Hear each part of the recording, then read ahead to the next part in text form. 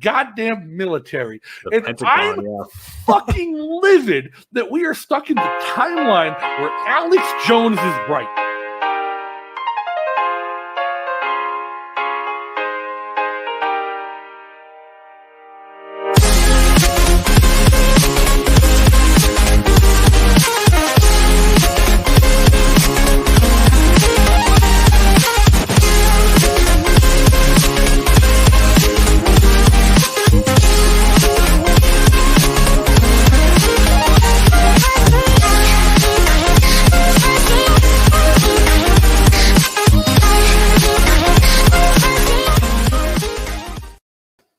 Hey, everybody. Thanks for tuning back in for another episode of O'Donnell for Liberty.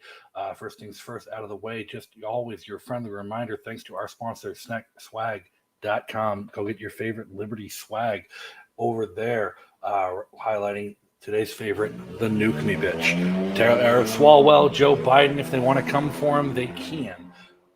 But back to our regularly scheduled program.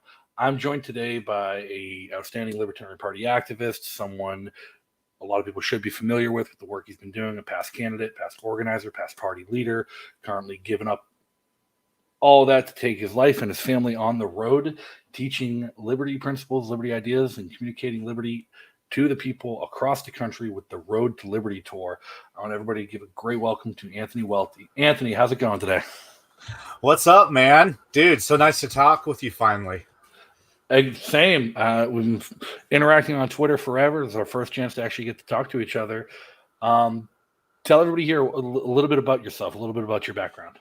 Yeah, man. Well, it's I'm happy to fill everybody in, and I just want to say before I forget, man, you've been a bit of an inspiration recently. Your boldness and your desire to stand firm on principles. It's encouraging to me because I'm very much the same, but. Sometimes it's nice to see other people doing it. It helps me, stay true to a lot of these principles and call out the bad actors. So thank you for what you're doing, first off. Hey, well, thank you for following it. Thank you for supporting it. And I don't necessarily like to think of people as bad actors. It's just people who have a different approach. To me, it's more important to shift cultural acceptance of our messaging as far towards us as we can. And we can't do that by compromising on our principles. So I like to go all out. If what I'm saying offends people, then it's doing its job. It's getting people to think about what is being said. Yeah, and a lot of what I've learned through my time as an activist here is that there isn't necessarily one right way. So I really do believe that, and I try to take that to heart. But I learned from folks like you and others. So thanks for what you're doing, man. Yeah, well, thanks for coming along for the ride. So what's your background? I know before we get into what you're doing with the tour, what is it you've been doing out in Washington? What got you to this point? Yeah, well, Obama turned me libertarian back in 2010. So I didn't come in through the Ron Paul side. Obama turned me this way. But I got really involved with the LP back in the 2016 Gary Johnson campaign. He was kind of my first introduction into libertarianism. And since then, I've just dived in head first, like many people, I saw, some concerns with the party and, disappointment with maybe, what they have or haven't accomplished. But right from the very first day, when I decided to get involved, it's like I can either put up or shut up. Right. And to just go out there and dig ditches, put on the work boots, put on the work gloves, and literally just bust my ass as hard as I can. So, we started a county chapter out in my county after the Gary Johnson campaign. Had a whole bunch of membership growth and, touch of media attention, and really just kind of putting a foothold in a county where we didn't have any experience before. And then I parlayed that into a statewide campaign where I set a couple 100,000 votes towards the Libertarian Party. And, raised a whole bunch of money, just reaching people where they're at with libertarian solutions, and being bold with the ideas of, getting rid of government control of our life, and but tying it into directly ways that it would affect somebody's life in a positive way. So I ran for state insurance commissioner. We talked a lot about healthcare reform, insurance reform, Medicare for all, those types of things. And I had a lot of success talking about how taxation is theft, but drawing a comparison to how they tax hospitals and they tax doctors and they tax your medication and your wheelchairs and such. And to really start drawing some parallels to help people connect the dots. And it was a lot of fun. We got a lot of votes out of it. And then after that, I went on tour with Spike Cohen last year in the 2020 election. I ran the tour bus for him, just going all over the country, helping host events, day in and day out. I think we hosted, something like 50 or 60 events over the summer together. And that guy's a gem to be with, to work with, and just to watch him work and to learn from. So, we're just out here doing what we can for liberty, like you are, Justin. Well, so insurance commissioner is not really something you think of when you hear, like, what's the best platform to spread libertarian values? It's not something most people would think of as insurance commissioner, but like you, I have a very similar background. What I do for work is health insurance risk mitigation and consulting, and I'm a licensed insurance agent for health, life, property, and casualty in all 50 states. And I didn't know that. Yeah, it really is a platform that a lot of people don't realize, like, how regulated, how much of government is dedicated to regulating and nanny stating the insurance industry. Yeah, and how it's the biggest government expenditure every year is Medicare and Medicaid entitlements, as the biggest single expenditure, and that's tied directly into health insurance. And the way Obamacare and the Affordable Care Act really hyper regulated things. It's really, really fun to take the insurance angle when you're pitching libertarianism, in my experience, when you can speak from experience and speak from knowledge and tell people, like, hey, no, the insurance companies aren't the bad guys. The pharmaceutical companies are the bad guys, but the insurance companies are going broke in a lot of this stuff. There's a reason why they're going out of business, and health insurance companies and conglomerates are shutting down left and right because of the regulatory burdens and because they're not able to cover what they promised to be covered because of government. Yep. Well, and the Democrats and the Republicans have essentially dumbed down the topic to the Republicans don't talk about how to fix healthcare at all. They have literally not a single solution, good or bad. Like, when was the last time you heard a Republican say anything other than Obamacare sucks, right? That's all they've had for the last 8 years. And liberals, all they have is Medicare for all. And that is literally it, is we need to subsidize it or leave it the exact same. So for libertarian to be able to come in there, and what on this topic, one of the reasons why I picked insurance commissioner was because I was hyper aware and hyper educated on the topic. It brought an instant credibility to my campaign because I know all of the ins and outs behind it. It's what I did for a career. It's what my wife does for a career.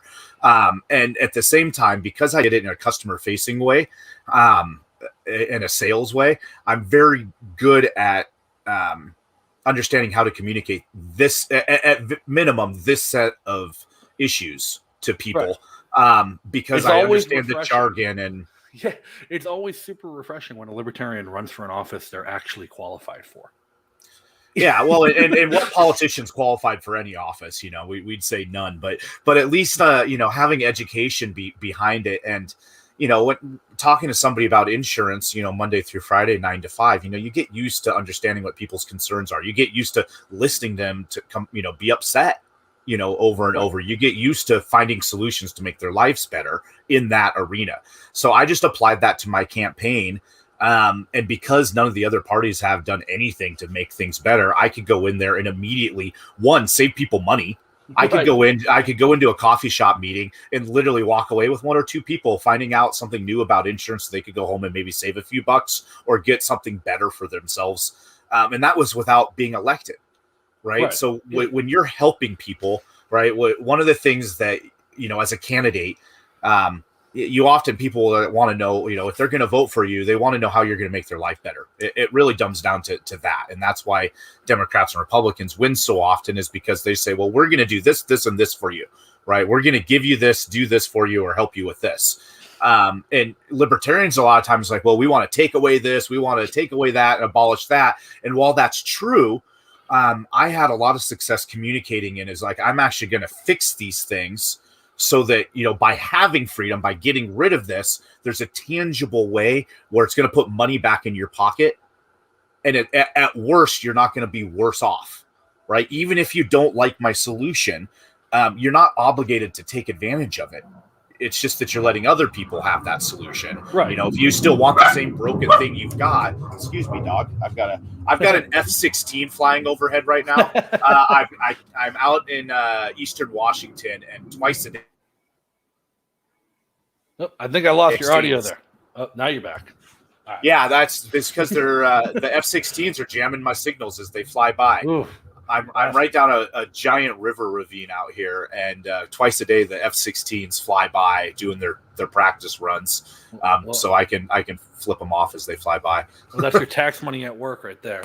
Yeah. No, to your point though, like I used to love explaining to people and doing it at work and campaigning about a lot of the problems people have, a lot of the problems people are begging to be fixed with healthcare in this country aren't actually problems. There are solutions that exist to them.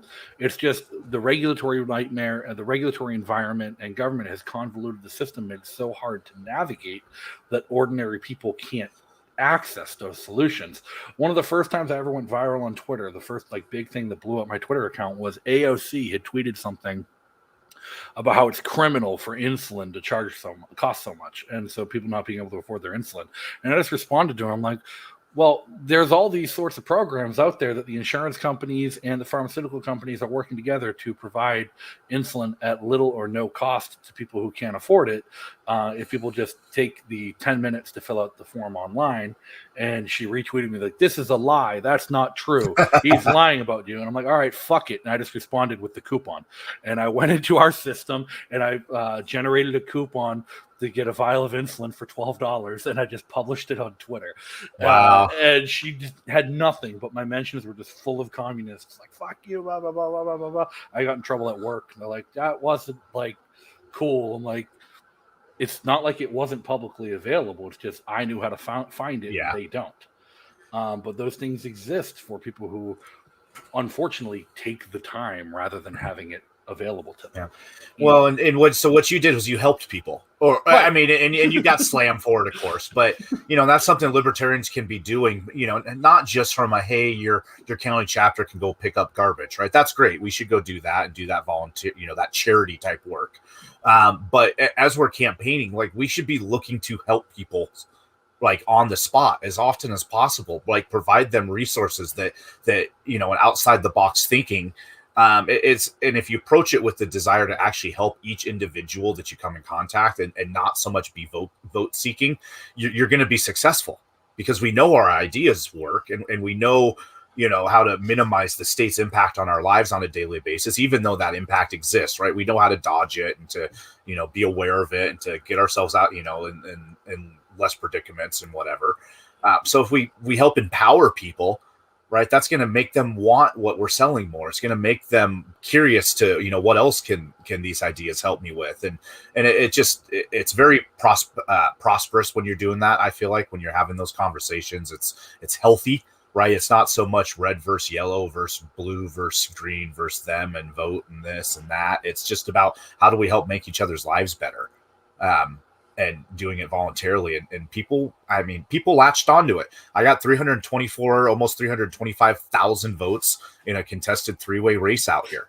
And that's not by accident. That was by conversations with, just as many people as possible for basically 4.5 years, and focused all of my efforts towards liberty. Yeah. I sometimes get libertarians pissed at me when I talk about healthcare, because I'll take the somewhat controversial stance that what the progressives and what the left are asking for with Medicare for all and single payer system is actually better than what we have now. I would still prefer a free market approach and an unregulated competitive market. But even a single payer and Medicare for all system would be less expensive and have better outcomes than a corporatist, fascist, hyper-controlled and hyper-regulated system like what we have now. And people just don't want to recognize the fact that sometimes the lesser evil is still evil, but when you acknowledge the lesser evil as an improvement, you can broach that subject with the people who support that evil, to have the conversation about, okay, yes, what you want is better, but what would be even better than that. Yeah. It's just some days you're talking to a person on one side, some days you're talking to somebody on the other side, right? And so by identifying your audience whether it's an individual or a group of people or a whole Twitter feed or even then just, I talk a lot about this in some of the coaching that I'm doing, is at least knowing what your intent is. If your intent is to convince people that are on one side of the aisle or another that your ideas work, then you're going to have to be willing to, sometimes take the losses on the other side. And that's okay. As long as you have a goal and set of intentions and a method to your madness, so to speak, because there's 6 billion people on this earth, right? And like, we can't win them all over all of the time with every single message, right? So I think there's value in that. And, just getting out there and talking to people realistically. But I think there'd be an incredible value if we could somehow get every libertarian to apply for a job as an insurance salesperson ahead of open enrollment, just do one open enrollment season. They'd come out of it as better communicators. Whether or not you learn dick about insurance, whether or not you learn anything about anything, just having those conversations over and over and over, and learning how to talk to people, and how sometimes the best way to communicate a point to someone is to ask them a question. Because when I teach sales, when I teach my insurance trainees basic sales, we do what we call proactive discovery. It's like, I don't care when someone calls in and they have a complaint. I don't care what their surface complaint is. I want to find out what's causing the problem that's creating another problem that they're complaining about. Because when you can address the total need for somebody, then you've got a customer for life. If you put a Band-Aid on it, they're going to be pissed next year and go to someone else. Yeah, or you're just going to constantly having to service the account, right? And that's just, the worst. they're just right now you're just costing money. Sometimes it's better that they leave. So you do what 100, 80% of your work for 20% of your clients sometimes. Right. God, I was going to say something, and I totally just spaced on it. Give me half a second here. So oh shit. Anyways, I totally had a thought and I spaced it. Sales insurance, is one thing, but for my erase, it's what helped me be credible and provide solutions to people. And we just ran with it. So, well, in lines, it's a launching pad for what you're doing now. I took my sales experience, I took my career's work in teaching sales and doing trainings, and I wrote a book on it. I wrote a book on how to translate basic sales techniques into communications techniques for political realm. You're taking a little bit more of a direct approach, and you're going to people. What? Give us the gist of your tour. What are you doing? Like how did this idea come about? Yeah, well, on my campaign, instead of I was running a statewide campaign, and I know libertarians have a hard time winning. Excuse me, and so instead of just being mad about that and accepting 2% of the vote or whatever, a lot of what I tried to do was attack the issues. Not the political issues, but attack the issues of why we don't win, right? We don't have enough resources. We don't have enough money. We don't have enough volunteers, right? All these things are reasonable. So how do we beat it, right? How do we beat it and get a bigger market share? I looked at it, game theory type thing. But one of the ways we did that was we remodeled a travel trailer. My wife and I did. We had a whole bunch of volunteers donate, help us buy it, and then help remodel it over the course of a few months over summer and whatnot. And then September, a whole year out prior to our election, my wife and I moved into it. I quit my job and we started traveling the entire state full time. My wife would work remote. I'd homeschool my kid part of the day. And then I go out and do outreach every single day, meetings, Zooms, rallies, whatever, whatever was on the agenda, I'd go out and do. And it let us do a lot more and a lot less. I didn't have a mortgage, so we sold half of what we owned, put the rest in storage, and just moved into this tiny house that I'm in right now. And it just allowed us to do a ton. My overhead, I could do a week's worth of outreach on what I could do a day's worth, if I had to drive across state and go get a hotel and whatnot, right? You spend $300 just to go do 2 days of outreach. I could do a whole week's worth on $300. So we accomplished a ton. And after the campaign, I didn't go back to work. I'd quit my job knowing that I wanted to focus my energy on this liberty movement. I wasn't sure exactly what that was going to mean post-campaign. But I had a lot of success with the campaign and doing, the county chair stuff and whatnot. I started thinking afterwards, what is it that I'm actually good at? right? And what is it that I enjoy doing about this? When I was county chair, that was something that I'd ask all my volunteers, that were looking to get involved. Just say, hey, Anthony, how can I get more involved? Well, instead of me just telling them like, hey, I need you to help go do this, and then they don't do it because they don't enjoy it or they're not good at it, I'd ask people what they're good at and just try to put them in roles that they can be successful at and that they can actually have some joy in, because politics is not always pleasant. So if you can find some joy in the actual work that you're doing, I find it brings a lot of value. So I asked myself that same question, and I have a background in coaching and teaching. For example, I was a corporate trainer for Washington Mutual. I helped open a call center in a foreign country. I teach jiu-jitsu as a hobby. So I enjoy coaching and mentoring and training and things of that nature. I enjoy sales and communication, but I hate having a desk job. I hate working for banks and the insurance companies. I wasn't going to do it anymore. So I'm taking those skills and I'm traveling the country in my travel trailer, my little tiny house here. And we're going to be teaching our libertarian activists, our newer activists that we're bringing into the party, how to be more successful at what it is that they want to accomplish. A lot of that energy is going to be focused on our candidates. Being a principled libertarian and running a campaign are two entirely different things. And you can be the greatest libertarian, the only real libertarian in the whole wide world, and have no clue what it takes to actually run a campaign. What it takes to be a campaign manager, to be a staff, a volunteer, what resources you might need. And the LNC is doing great work right now with some affiliate training and some candidate training. I think we need a ton of that. Sell Liberty with Brett DeRitter over in North Carolina. He's doing coaching now. Dan Berman with Taxation is Theft. He's doing a lot of, team building and resource building and stuff. So I'm kind of doing the same thing, and we need a lot of this. We need as much in the marketplace as possible with coaching and teaching and sharing of resources. And I had, excuse me, I've been so successful with my campaign and vote totals that I just want to help teach our candidates how to run successful campaigns. And I enjoy doing that.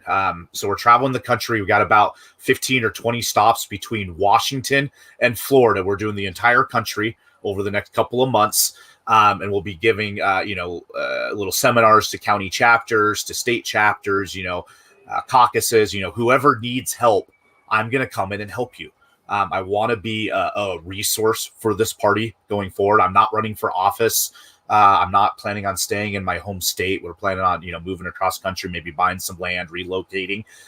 So for me to, help one candidate in one state or, focus my energy on my own, on a campaign myself, it doesn't make sense right now. So in the meantime, I want to help grow our network of candidates, our network of resources, and just help walk you through running a campaign. So the tour will be a lot of speeches and Q&As and such. But ultimately, what I'm running on the back end is a campaign consulting group. It's free to candidates. I'm not charging anything to our candidates. So our candidates don't have the money to pay for staff. They don't have the money to pay for consulting in many cases. So I want to work as a volunteer for them. That also helps me avoid business licensing and state intervention in what I'm doing. And in turn, I'm essentially crowdsourcing my income for that. I'm essentially working for under minimum wage, $12.50 an hour is what I've told everybody, trying to raise $2,000 a month. And I can dedicate 100% of my time voluntarily to libertarian candidates to help give them the resources they need. And what we're doing is giving them a whole 6-month coaching package, not a, you must say this, or you must do this, or you're doing it wrong, but more of a, what's your, help people figure out what their vision is, help people figure out what their goals, their intentions are for their campaign, and then help them build an action plan, and then be there with them week after week after week in a consulting type relationship, and help encourage and inspire, help teach their candidates, help give them coaching on how to give a speech, or how to address a crowd, or how to hire campaign staff, or how to run Twitter or social media, right? Just literally just help them through this process, and help teach their staff how to do it, right? Some days it will be less helping the candidate and more just working with the campaign staff. Because even a lot of our unpaid managers, our volunteer campaign managers, it's the first time they've ever run a campaign, right? And they have some cool ideas and whatnot, but just give them extra resources of experienced people to help walk them through this. Because if we can do that, across the country, I think we can see some, instead of incremental growth, I think we can see some exponential growth in the level of campaign, professionalism and, outreach and really just the resources that we have at our disposal. Well, while you mentioned like you're going across the country, maybe looking to buy some land, settle someplace new, my shameless plug here. Have you heard of this thing called the Free State Project? I have. And, I can't wait to come spend some time in New Hampshire and really soak it up. And, that's kind of, even some of the idea that I've had is, seeking out some friends that are maybe already, grouped up in some other areas, right? And keeping some of those areas on our radar too. If we've got a bulk of libertarian thought somewhere, it makes sense to, pile in a little bit and try something like that. But really my wife and I's hope is like, I'm doing so much nationally and I did so much, statewide in Washington. Mm-hmm. My heart is actually to focus small local. It's just that something else was in the cards for me. Right. But we hope to buy some land and focus local, build our community. We want a homestead. We're looking at alternative housing. So we're going to build an earth bag house. It's cheaper. It's more environmentally friendly. It's more sustainable. We're going to do a little bit of a homestead and we want to teach others how to do that. We want to learn from others how to do it. And a lot of the idea behind this, and even the tiny house thing we're in now, is just encourage people not to necessarily do what we're doing, but to be encouraged to think outside the box and to create liberty for themselves. Because as much as we want to fight the state, we hope we win. In the meantime, I don't want people to be oppressed, right? So us being on the road is a way that we've created a freedom for our family, to live in a life that brings us complete joy and happiness. I have less state intervention in my life. I have less taxes in my life this way. And I get to do more of what I want to do. And that's ultimately the best part of finding your niche in activism is like when you're doing what you want to do, call it activism, but it's not work. It's something you run far less of a risk of burnout. You find far less of a risk of like just pulling out your hair and saying, well, why am I doing this? If it's something you want to do and you enjoy doing. I really enjoy shit posting on Twitter, getting into intellectual debates with people who disagree with me. I started this show primarily to bring on people who are doing different kinds of activism, not just in the Libertarian Party, but across the political spectrum, who are advancing their cause for human freedom around the world, because there's a lot of stuff that we get mired down in the party politics of things. And not to knock what you're doing in teaching the candidates, teaching the campaigns, but there's a lot of just as effective social activism that can be done outside of the party. And if people find their niche, find where they're happy, find what they're doing. For me, I love my nonprofit work. I love building community centers. I think the politics is downstream from culture. I think the best way to get those votes long-term is to be active in the communities and be known in your communities. And so I'm working on a project to start a network of community centers across the country and launching a new fraternal order, the Fraternal Order of the Porcupines. That's awesome. We're going to be the Elks of libertarianism, we keep saying. But it's stuff like that. When you find something that you enjoy doing, find something you're happy doing, and something that you're good at, it's really hard to not do it. Yep. Well, so part of what I want to do is help others figure that out for themselves as well. I mean, those that have been around a little while, we've cut our teeth, we came in contact with the right person that inspired us or encouraged us. Right. I just want to pay that forward and help. So like our website, theroadtoliberty.com, that'll talk a lot about the tour and, some of the coaching that I'm doing, but it's also a forum for libertarians to go. There's going to be a candidate forum. So anybody that's a, campaign staffer or future candidate or, somebody that wants to volunteer for campaigns, you can join that forum off of Facebook, and, engage with one another. And it's a place to where you can raise your hand and say, hey, I need help, or I will help.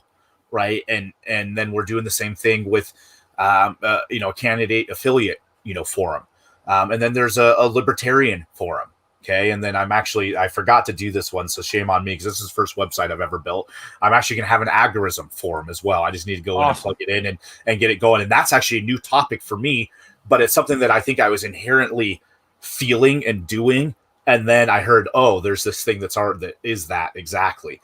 So for me, it's a lot of like, how do I merge this agorism freedom lifestyle with politics and connect those people and those projects so where they can help one another, to share resources and to just encourage and inspire people again. So for me, it's, I've dipped my toes into a handful of different arenas, but, ultimately, I've got to create freedom for my son, and my family and my wife, and being on the road lets us do that. So it's a huge blessing that I get to be, free in this sense, while I help others obtain that freedom as well. So, we'll be all over the country doing coachings and trainings. But my biggest thing is just helping. So if you're not, if you're a candidate that needs coaching, reach out, let me know. I will help you. I think we lost Anthony there on his audio. Oh, he's back. All right. Yeah, that's weird. I think my internet's fine. I don't know what's going on. Maybe it's the headset. Anyways, go on. Yeah, no, as you mentioned, theroadtoliberty.com. I just popped it up on the screen for anybody watching. You want to write that down, pay to visit. If you're watching on YouTube, Odyssey, or Facebook, it's right in the description as well. Give that a click, follow over, see what he's doing. And it's right there on the front page. It says gift. I mean, you want to help him keep this going. It says gift right there. And that's a really cool thing. So most of you that are listening to this, you probably heard of the Libertarian Tip Card, right? And I alluded to this a few minutes ago. By doing this on a volunteer basis, I don't need a business license, right? I don't need a W-9. I'm not a contract worker. I'm a volunteer. I just am literally spending all of my time volunteering. I'm not even a nonprofit. By you gifting to me instead of donating, it is just one person helping another and me helping somebody else. It's not a pay for service. It's not a payment for me doing something. It is you just gifting to me a monetary gift, just like you would a gift to a waitress. So it's tax free. I don't have to report anything to the IRS for income tax. So this is me creating a life that does not invite government into it, right? We've been so conditioned from birth to, you get your social security number at birth, right? You get your barcode on your forehead and you do X, Y, Z. You go get a bank account, right? Because everybody needs a bank account. You go get a mortgage because you need a mortgage, right, to live. Each one of those steps, right? We've all got to make our own choices. But each one of those steps oftentimes is bringing us into relationship with government or cronyism or, a broken system that, is damn near impossible to boycott, right at this point, because it's infiltrated all areas of our life. But for me, I'm trying to take intent-driven steps to step outside of it wherever possible. So, with these lockdowns, I'd been talking about things like certificate of need laws and business licensings as a candidate for state insurance commissioner, and saying that they weren't necessary to keep things safe. Insurance can mitigate those risks and show you who is or isn't safe to do business with. BetterBusinessBureau.com and Yelp reviews can do a better job than government can at regulating the market. But then COVID hit, and I was like, so now here's a very tangible example of how these business licenses are actually weaponized in a way that isn't just like, hey, it's, everybody has a business license to go to work, right? Now it's like this business license is actually being weaponized. So I was able to give a lot of speeches on that and resonated with a lot of people. But, post campaign, I start thinking about my life and, along with my homestead, what I want to do for careers. I actually want to teach and coach jujitsu. It's what my true passion is. Liberty is about self-defense at this point, and I'm just trying to help people. But I have friends that their businesses were shut down for the last couple of years, gym owners, right, that had to keep their curtains closed, right, so they could go in and practice and have people come in the back door, so they could keep their practices going. And some of them followed the rules more closely and just shut down and had to take all the loans and stuff. And so I look at all that as a libertarian as clearly as we, you and I can, and see how harmful this arrangement is. And what I've decided to do is say, fuck you. I'm not stepping into it. I refuse to enter those relationships anymore. I'm not going to have a business license. I'm not going to pay taxes, but I also have a family, right? So I don't want to put myself in a position where they can come and get me, how they can, hurt me and attack me, or put me in jail or whatever. So what I'm always trying to do is like, how can I limit this involvement as much as possible, while also making sure I don't put my wife and son in a dangerous position, right? Or, compromising us in some fashion. Right. Working in a voluntary sense like this, I'm not breaking any laws. These are the government laws, and I don't particularly care about them, but it allows me to work without having to pay taxes, without having a business license. And it's really incredible. We've started taking in donations already. Again, like I said earlier, I'm essentially trying to work for less than minimum wage to teach people how to set record vote totals, right? And teach people how to fundraise. I fundraised for my campaign almost $100,000. I helped Spike and Joe fundraise this past year. I've helped other candidates fundraise. I've helped our state party fundraise. I want to teach other candidates how to do that as well, so they can actually afford to pay a campaign manager, right, to keep them, around and committed to their campaign, so that the candidate can go out and shake hands and get votes and give speeches, and that they can have a paid campaign manager because they can actually afford it. And then I want to be able to teach the campaign managers how to manage campaigns, right? So they know how to fundraise and so that they can be successful. Because if we do that and we start duplicating it to some capacity or another, because I'm under no delusions that I'm the only one that knows how to do this. I'm just applying it directly to the LP. But I believe if we do this and we start duplicating it, and teaching people, we'll get what I said earlier, is that exponential growth in vote total at the local level. And that doesn't necessarily correlate to winning an election, because sometimes you're just in a race that you can't win the first time, right? It's just, it's the wrong optics, maybe you don't want to win, right? Maybe you want to just scream from the rooftops that government is evil, right? Okay, cool. We can work with that, but let's put a plan together, right? What is it you're trying to accomplish? How can we help you accomplish it? Or maybe you want to win elections, right? And it's like, okay, what's the 4 or 6 year plan to actually accomplish that, right? Well, I call that defining your win condition. Like, yes, I might define a win differently than someone else. And somebody asked me, he's like, are you in this race to win it? I'm like, damn straight I'm in it to win it. He's like, how the hell are you going to win U.S. Senate? I'm like, I'm not going to win the election. I'm hoping to win ballot access. I'm hoping to win greater recognition for the Libertarian Party. I'm hoping to win airtime and public disclosure. Like I'm aiming to win by people knowing who I am and what I'm doing, not getting elected to that office. I know that's not going to freaking happen. Now this fall, I'm seeking a seat on the zoning board. You're damn straight I'm running to win that, because the zoning issues in my city are goddamn abysmal, and that's something where I want to have an actual fucking impact. So That's a whole different win condition when running for a seat on the zoning board and running for a seat in the U.S. Senate. And it's a different approach to both of them. Yep. And the thing is there's a handful of us in the party, and maybe more than a handful, but that know this. But not everybody's mind thinks like that, right? Other people's mind think on other areas, right? Their strong suit is, the philosophy or the data or the math or the economics or whatnot. Not everybody's mind goes towards how do I be charismatic, right? Or how do I do X, Y, or Z, right? We all have different skill sets. So for me, I'm good at planning and organizing and bringing people together and hosting events and things of that. And I'm, good at teaching and coaching. So it's just about me leaning into those things to help you lean into what you're good at and to build a team around you that can also lean into what they're good at. And hopefully there'll be people that will learn from my teaching that can go on and win elections. And then hopefully there are people that will learn from my teaching so they can go on and teach better than I do.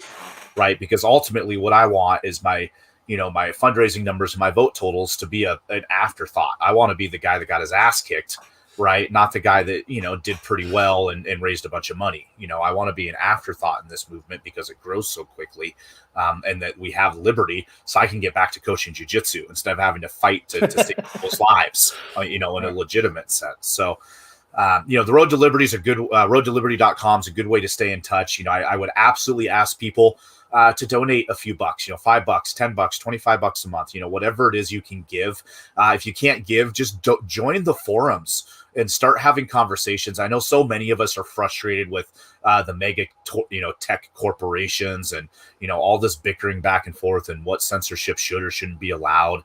And for me, I don't even want to participate anymore. I've never been anything more than like maybe shadow banned.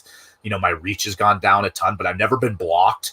But I also know that at some point that day is going to come and I might get censored and taken off media. So at this point, I'm not creating a new social media, like account on Twitter or MeWe or anything, right?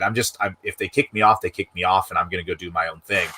And that's what the roadtoliberty.com's website's for, is for libertarians to get in there, have conversations in forums that, can be about public discourse and libertarian ideas and philosophies, but can also be, more, insider baseball and, how do we run a campaign? How do we, which website platform are you using, right, to build your candidate website? Or, where did you order your signs from? Who's got the best deal this year, right? And to have, just ongoing resources available there. So, each year, all the Justin O'Donnells and, of the world that are deciding to run for zoning commission, have a plethora of people that are be like, hell yeah, Jonathan, or Justin, excuse me, hell yeah, Justin, I'll come and help you. Right. And because that's what it's going to take, as much as we talk about party unity and, caucus battles and stuff, like, it's all meaningless. It's all meaningless if we're not outside of what we're actually doing to win liberty. Right. And I understand that,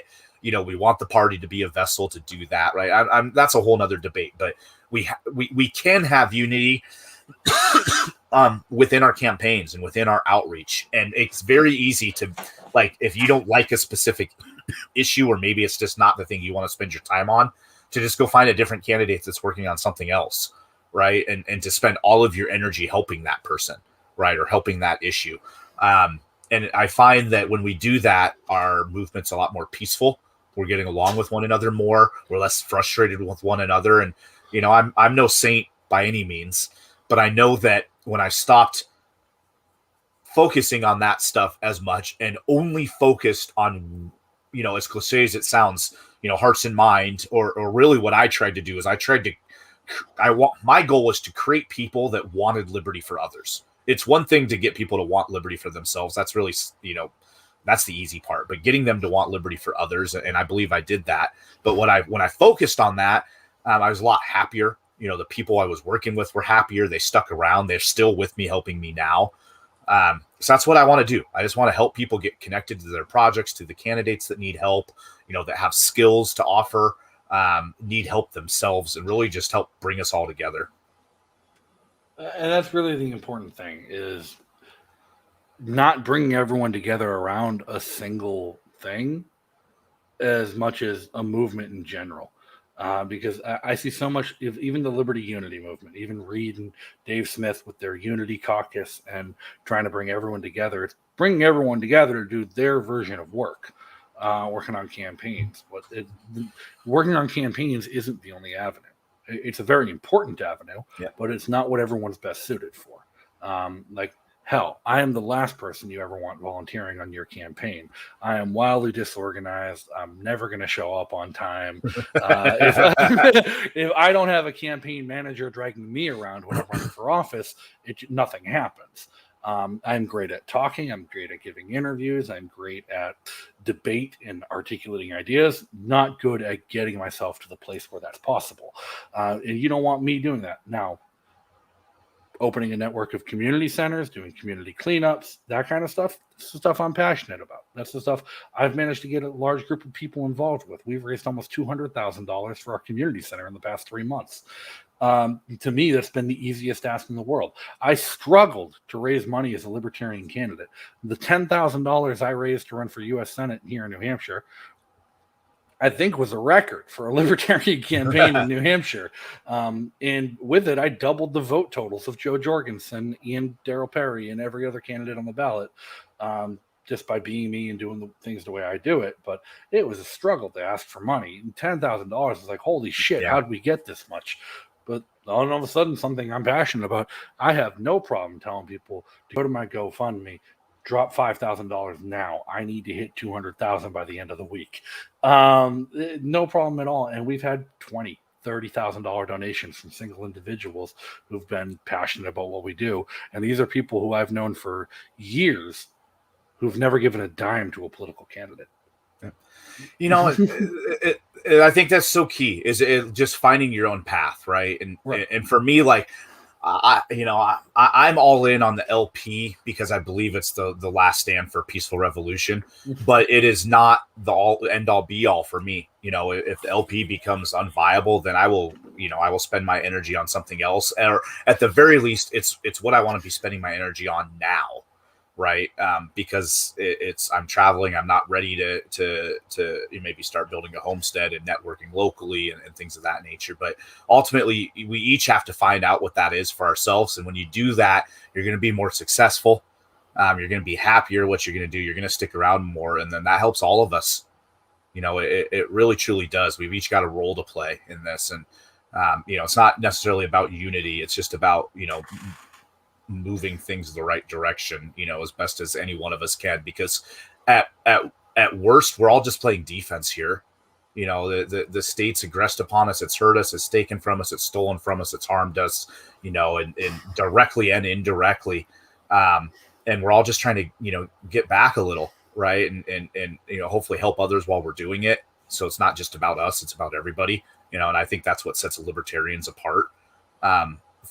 In the cultural sense, right? It's, we're here and it's in politics, but it's for many of us, it's not about the political aspect. It's just, maybe more of the apparatus and what we have to do or we feel we have to do.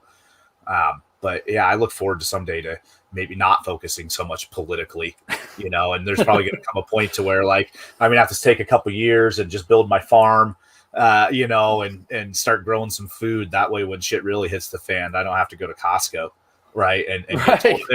But then get turned away because I didn't show my Vax card, because I'm not doing that. you keep talking about how much you want to move to New Hampshire without saying it over and over and over. Hey, it's completely possible, my friend. We got, the world is my oyster right now. That's a lot of, some of what we're doing. My wife and I, as we travel, is just getting to soak it all up and figure out, maybe where we want to put down our roots and, set up our legacy, whatever that is. All right. So I'm looking at your map on your website right now. You've got starting in Westport, Washington, ending in Tampa, Florida. Great tour, cross-country tour. Any plans beyond that? Any deviation from the path? Is that set in stone? Or no? So the tour itself, the map there is kind of a changing map, right? It's a little bit of a template. So we're booking places right now. So basically anywhere on that map, that if you're anywhere near that and you want to host an event, to have me come out, talk to your candidate or your county organization, or if the candidate stuff's not your thing, if you want to go host a forum on medical freedom or, insurance reform or, any libertarian topic, and you need a guest speaker and you just want to host a public forum, or, hell, if your county chapter just, we've been wanting to host a sine wave, Anthony, let's go do a sine wave, right? Like, I'll bring the energy, right? I'll show up. I'll help you guys where you're at with whatever project it is that you want to do. And, as we travel across country, we're going to do a ton of that. I'm looking forward to getting down to Florida for winter. The travel aspect of this, I did a year in Washington. There was days when my windows were frozen, right? And it's snowing out, and it's just living in a tiny house in a trailer in wet weather, and cold weather is not so pleasant. So we did Arizona this past winter. We went down to Arizona. That was a bit cold, but at least it was dry. But we got to do some, I did a bunch of remote work while I was down there. We got to do some outreach with the Arizona Libertarians. I got to check out Adam Kokesh's off-grid property and learn from him a bit and take some notes. So it was really empowering to me, but I also got to give back while we're there. So when we're down in Florida, I'm looking forward to meeting up with Stephen Kinsella, Region 2 rep, badass down there, and Martha Bueno, who's running for county council, Miami-Dade County, doing some work with her, and really just working with libertarians all up and down Florida. And then I just get to soak in a little bit of sunnier weather instead of being up in wet, rainy Washington. So, I mean, it sounds like your schedule might be primed to then just turn north and come end of June next year, showing up at the largest gathering of libertarians in the world at PorcFest up in Lancaster, New Hampshire. I was just on the website, I think 2 days ago, checking the date out.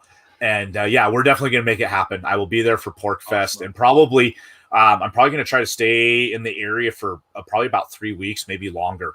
A lot of the moving I do for this tour is going to be a little quicker.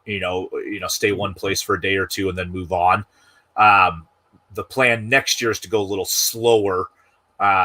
And stay in regional areas for 2 or 3 weeks at a time and do outreach in those areas, which is what I just did in Nevada, Arizona, and California. But I got to get through the Midwest and whatnot a little quicker for cost reasons. you don't want to be paying tolls through Chicago for a month. Yeah, pretty much. So the way we do this. So when I first started campaigning, if I needed to go to a parade or something right across state, what I would do is I'd go camp. I'd bring all my flyers and banners and everything, and I literally go outside of town, stay at a state campground, in a tent and whatever, and then I go in and do my outreach the next day and do everything I needed to do. Now what we do is we have a camping membership, kind of like a timeshare, that I'm all paid up on, but I've got campgrounds all over the country where I get to show up for free, and I can stay up to 3 weeks at a time. And they're basically everywhere around the country except for central United States. So that central part from like Washington through Chicago, I have to pay cash for. So we're going to be a little bit quicker there, and we're going to stay, maybe do some boondocking where we can stay for free, or maybe just stay in somebody's front yard for a day or two, and really just keep costs down. But again, it's just, this is a way of life. There are so many people, Spike taught me this a little bit, and Vermin taught me this a little bit just from watching him. And they talk a lot about subcultures, and kind of meeting people where they're at, the gamer culture, the anime culture, the Comic-Con culture. Right. And Vermin can play into those areas very well. There's a culture of what we call road schoolers, or full-time families all over this country. And they are very much ripe for the pickings for libertarianism. So, as I come through these campgrounds, like the one I'm at right now, I was here last year, and my trailer had flyers on it. Somebody just a couple days ago walked by and said, "Hey, are you Anthony Welti?" And I was like, "Yeah, how's it going? Nice to, how's it going? What's your name?" Like, "Yeah, I voted for you last year." And I don't have those stickers on the trailer anymore. Nice. But they had looked me up and voted for me literally just because I was in the same campground as them. And then there's other times where, you might be, I'll be at the pool with my kid, just getting some family time in for an hour. And I'll get to chit chat with the other parents. Right. And I get to talk libertarianism. Right. So a guy I was talking to yesterday, he was talking about how his wife was a PA and looking to get out of the hospital system because she says she's not healing anybody. Right. The way that she was taught isn't healing anybody. She's seeing, the same issues pop up. And she's like, we're looking into alternative health. And I got to talk to him about direct primary care, and that's an area that they hadn't really considered before, as a way for her to help people and to get out of the insurance system. Right. So I get to, have conversations with people all over the world without having to be a candidate now. And I just get to embrace the idea that every opportunity I have, or every chance I have to take to talk to somebody about making their lives better, I have the ability to slow down and do that, and not have to rush off to work, or to go run whatever the normal family errand is, because I've got my 40-60 hours a week where I'm committed to this liberty movement, right? So it's been really empowering. It feels good to be helping people and to help introduce them to, like, this is something the libertarians have been talking about for years. All right. And then they're like, "Oh, what's a libertarian?" Right. It's just, I've been really able to connect the dots. And doing it on a daily basis is what helped me, get a huge vote total in Washington and helped me fundraise. Most of my money and volunteers came from outside the party. Our party resources are limited, and if I hadn't been out there working and being with the people, as much as I had been, I might have done better than the last guy that ran for office, but I wouldn't have, gotten, 14% or just under 14% of the vote in a three-way race. And, at the time it was the record, to my knowledge, for most votes in a contested three-way race. Don Rainwater beat it a couple of months later in his race for governor this year. He hit like 14%, got 340,000 votes. I got 325,000 in a primary election. If I had extrapolated that out to the higher vote turnout, even in still a three-way race, I would have hit about almost 650, 700,000 votes, which is a higher vote turnout in a general election. So I know what we're doing is working. I was going to say, I think I remember an Alaskan Libertarian candidate getting 32% of the vote in a three-way race, but 32% of Alaska might be 10% of Seattle. Yeah. Yeah. Well, I mean, I think similar to what you did with Joe Jorgensen and whatnot. I mean, Gary Johnson got, I think, 160,000 votes in Washington. Joe got about 88,000 in Washington. Mm-hmm. I got just under 325. The guy that ran for insurance commissioner before me in Washington 4 years prior, he did a paper ballot campaign. He actually got like 7.5%, but he got 100,000 votes. So in one 4-year cycle, I got our party up from 100,000 to 325,000. And so, I mean, that's easily 250,000 first-time LP voters, in one election cycle. And the Republicans like to laugh and say, haha, you lost again. And I'm like, you realize I took like 40% of your voter base in one cycle, bro. Right. And then you guys asked me not to run a write-in because your guys wanted to run a write-in, because you were scared of me, getting more votes than your guy, so there are incremental wins here. It's going to take a lot of effort. It's going to take everybody working together and sharing as many resources we can and learning from one another. Most of the things I did were just hard work and some basic foresight. I feel like, but that stuff is, the sales and the planning and stuff comes naturally to me, right? It doesn't to everybody else. My wife's an artist. She's actually helping us on this journey. She's doing T-shirts and stickers and stuff to help raise a little bit of money. So we got a shop on the website. But it's funny. She likes doing the projects and stuff, but she wouldn't have the foggiest idea how to market it or to sell it or to, or to, get it up on the website just because she's an artist, right? And she likes the creating and the doing aspect. So, I'm able to help her, with that. And, in turn, I have zero creativity in me. So like I need the help of the graphic designers, right? And the people that like doing the art, and the folks that have podcasts, so I can have a platform to get out there and talk about this thing and get more exposure, right? Because I don't want to run a podcast. It's not what I want to do. So we've got to help one another. Justin, I appreciate everything you're doing and the community work you're doing. Because I've got this silly quote here. I'm thinking about it right now. When I was thinking about this tour, it's kind of bringing a lot of different aspects of my life together. But the base idea of it is that the road to liberty is going to be paved through volunteerism, right? In various forms of it and us helping one another. So that's what I'm here to do for you guys. Justin, I thank you for all the help you're giving everybody and the work you're doing. And again, thank you for finding your niche and going for it, because that's the biggest problem I think we have with activists right now is they get shoveled into a niche that they're not passionate about and they get burned out by it and they just walk away instead of finding what they are passionate about and finding what they do want to do. Yeah. So if we had more people like you that took the next step after getting burned out and said, okay, what can I do that's going to make me passionate about continuing to do it? Then liberty within our lifetime is an achievable goal. Yeah. And I want to just encourage people to be bold and to take chances. If you asked me 5 years ago if I would have been, living with Spike Cohen, traveling the country with him, right, I would have told you we're insane, or living in this tiny house. But, we have an idea of what we want for our family.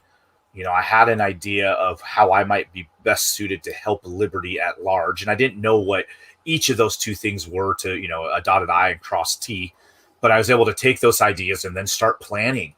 And it was a couple year process of, cutting dead weight, getting rid of things. It's like, I don't need that in my life to get what it is I want. And in fact, if I sell it or get rid of it or don't have it, I might get what I want quicker, right? Or help me have the resources I need to get there. So whatever that is for you, I challenge you to, look introspectively on what it is that you want. Don't be afraid to go for it. Be brave, because there is a life of liberty out there for you, even if it means some sacrifice in the meantime. At least you're doing that voluntarily instead of having the state just slam things down your throat, whether you want it or not.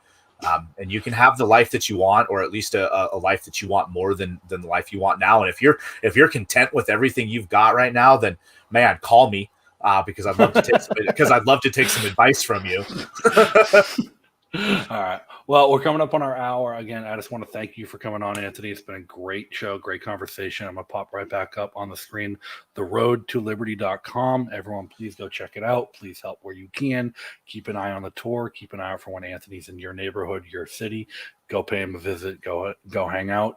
Check the description. The links in the description for more information as well. But hey, it's been a great time, and I look forward to having you back. I look forward to seeing you in New Hampshire sometime, Anthony. All right? Yeah, absolutely. Be free, everybody. Adios. Hey, everybody. Thanks for tuning in. As always, big shout out to our guests and our viewers for making this show worth doing. And make sure you check out the links in the description to follow up and learn more. And as always, check out our sponsored merch over on snackswag.com. I stream this show to Facebook, YouTube, and Twitch live, and everything's uploaded to Odyssey the same day. So make sure you check out our channel on these platforms and help out by liking, following, subscribing, and most of all, sharing the content with your friends. That's all for today. See you guys next time.